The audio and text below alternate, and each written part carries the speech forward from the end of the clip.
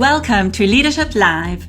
I'm Daphna Horowitz, and this is a podcast for leaders like you who want practical tips to apply in leading your business, your people, and yourself.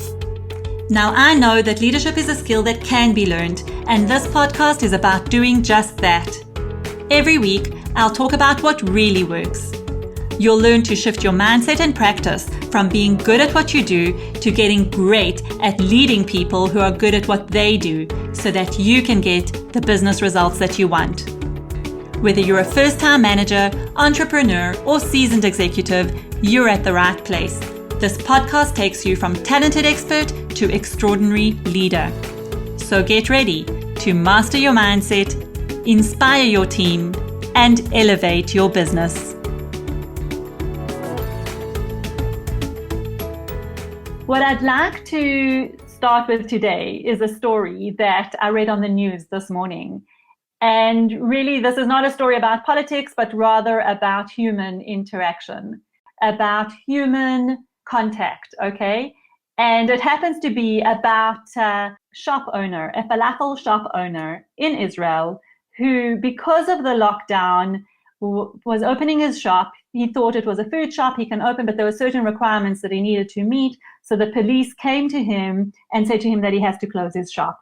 And then he was interviewed by reporters, and you can literally see him crying, tears in his eyes, saying, how am I going to support my family? This is my only source of income. This is my only way of making a living. And now you're telling me that I have to close.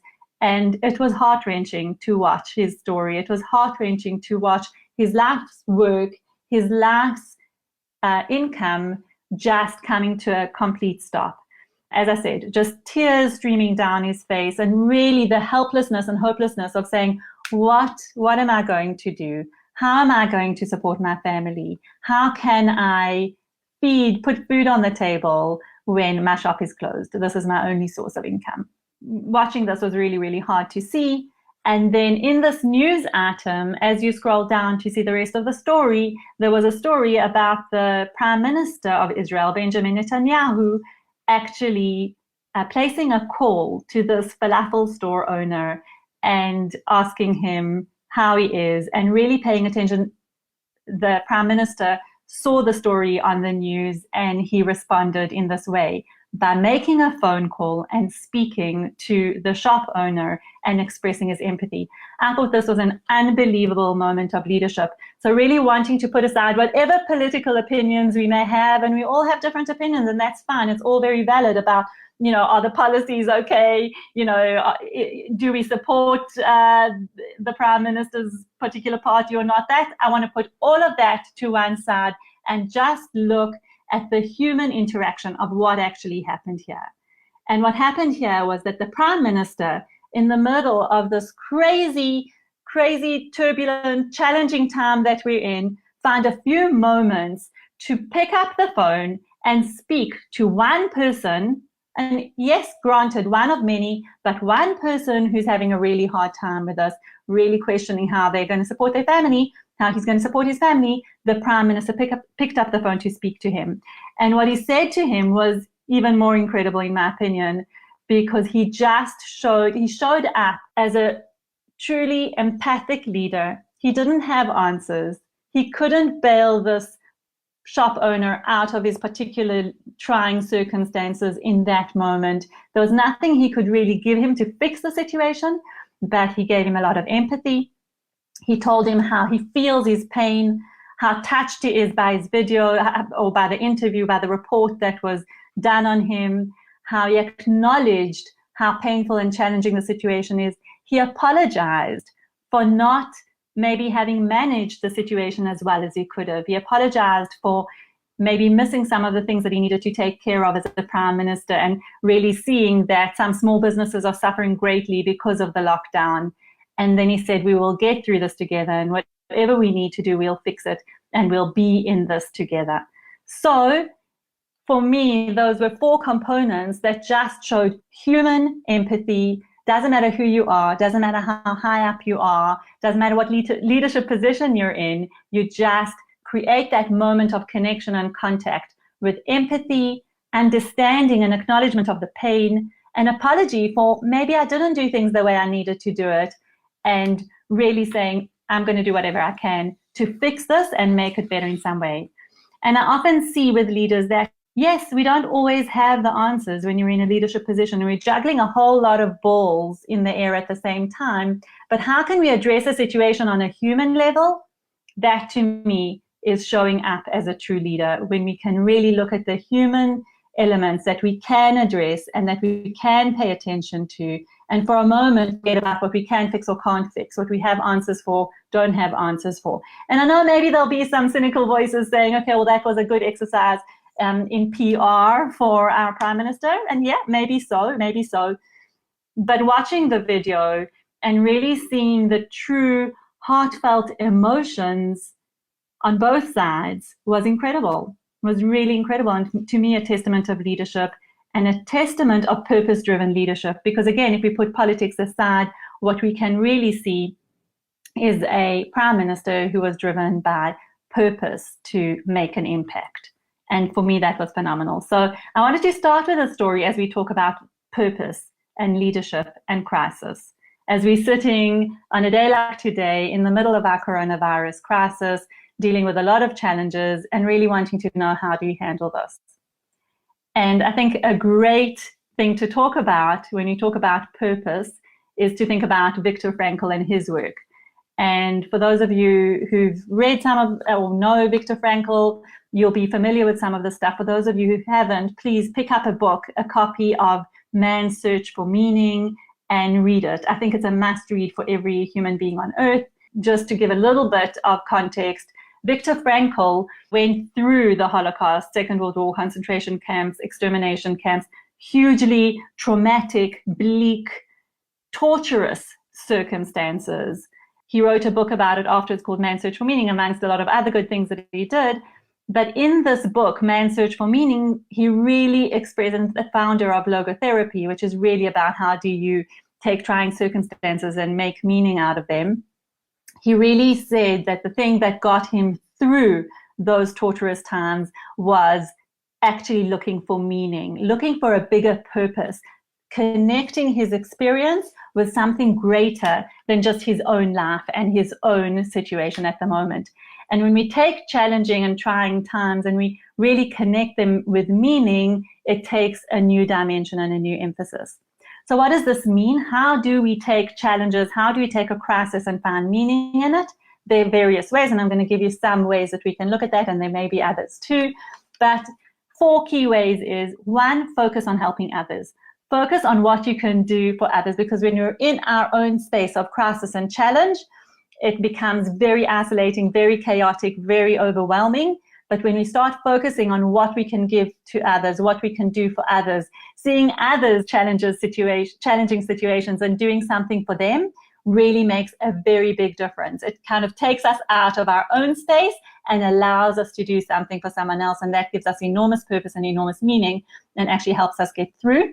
The second thing I was saying is about changing your message, pivoting your message. Think about your clients and what they need and how your message and product and service needs to change to take that into account. And so pivoting your message, changing your message based on where you're at now and thinking about how you can serve and what your clients' needs are right now. Think about that and how you can change that. That also gives meaning, because now you are changing your message and your service to help others. Again, a different perspective. Another thing is saying, how do I shift perspective, even while I'm in crisis, to find those spots of good, to be grateful and to acknowledge that while there's a lot of difficulty and a lot of challenge, there might also be some good coming out of that. A lot of the good that's come out in this time of the coronavirus is that people are finding other ways to connect. People are finding ways to help others who might be quarantined at home. I mean, just yesterday, my daughter and I went to drop some food off at an elderly couple who couldn't get to the shops and they really needed some stuff. So we did that. That's something good. I would never have met these people. I wouldn't have known who they are. And here I got to meet a wonderful couple who lived down the road from me, and I was able to do something good for them. That's a new way of connecting and a new way of being of service to others, which is incredible and really gives meaning to the situation. So I know that a lot of people have spoken about taking a step back to reflect, to slow down, to focus on what's important, to think about what they really want, to think about what they really need. So some of the good things that have come out. And then it's really important to link our decisions or our actions to a sense of purpose. So when we get really clear on what's important to us, on why we're here, when we know what our why is, then we have a compass to direct us in terms of the actions and the decisions that we need to take. So I'm just going to go over those.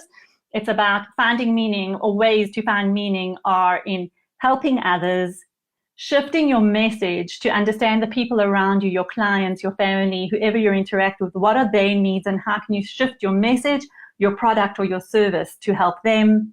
Shift your perspective to find the good stuff, even when it's challenging, even when you're in a crisis. What is good? What can you do to appreciate or to see some of the good stuff that's coming out? And then getting clear on your why or on your purpose and making sure that your decisions or actions stem from that. I think that what that does is when you connect to purpose and when you infuse your crisis with a sense of meaning, it helps to give you direction in terms of where you need to go, whether it's about an action, a next step, a decision, or even what to do right now in the moment. Connecting it to your sense of purpose, to your sense of why you're here in this world today, really helps to give you that sense of direction. It helps to build resilience, and it helps to have the will to keep going on, even when it's hard. And this is a huge lesson we can take from Viktor Frankl, who, suffering for years in these concentration and death camps, he found the will and the energy and the purpose to continue and to carry on. And when we realize that it's not just about me and my situation and my circumstance, but really about everyone and how we're all in it together, and my behavior can impact my community, my business, my family, my environment, then we really do see that we're just part of a much bigger picture, and that adds purpose and meaning to our leadership and our life. So I really want to invite you to think about that. What is your purpose? Can you articulate it? How can you infuse this particular crisis with a sense of purpose and meaning, and in that way become part of the bigger picture that we are in together? And for today, I really just want to end off with a Viktor Frankl quote. And there really are so many, so tough to choose, but I've chosen to go with this one. Here it is. Everything can be taken from a man but one thing, the last of human freedoms, to choose one's attitude in any given set of circumstances, to choose one's own way. And that's really the basis of our human freedom, is choosing how we move forward, choosing our response, choosing our behavior. And to me, that's very, very strongly linked with meaning and purpose. And that's the message I'd like to leave you with today. Thank you all for joining me today. I will be back next week, and next week's topic is never let a good crisis go to waste. It's one of the quotes attributed to Winston Churchill. I'll be speaking about that next week. If you have any questions that you'd like me to address, or particular topics that you'd like me to address, please do let me know. Thank you for joining me. Thank you for being here, and have a beautiful day. And this wraps up another episode of Leadership Live. Thank you for joining us today. You can head on to my website at daphnahorovitz.com, where you can download many resources, including a chapter of my book that will show you how to get through tough times and define a big vision for your leadership and your business. If you enjoyed this episode, be sure to subscribe, and I'd be even more grateful if you'd share it with a friend, leave a review and a 5-star rating so that I can continue to reach and support leaders just like you. Tune in next week to Leadership Live, where talented people become extraordinary leaders.